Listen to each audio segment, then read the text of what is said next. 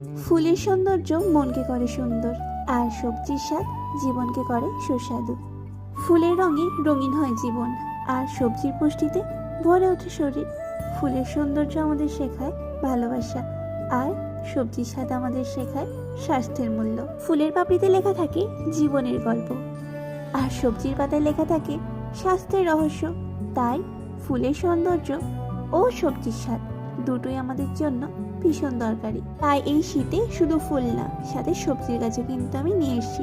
তো এখানে বেশ কয়েকটা ফুলের গাছ রয়েছে, তার সাথে সবজির গাছও রয়েছে।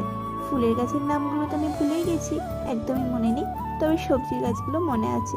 ছিল দুটো চেরি টমেটো, তার সাথে ব্রোকলি, আর তার সাথে দেখলাম নার্সারিতে নতুন এসছে এই গোলাপি রঙের বাঁধাকপি, তো সেটা নিলাম। আর তার সাথে নিলাম 2-3 রকমের লঙ্কার ভ্যারাইটিস গাছ। তো এই তো দুটোই আনলাম, কারণ ফুল আর সবজি দুটোই দরকারি।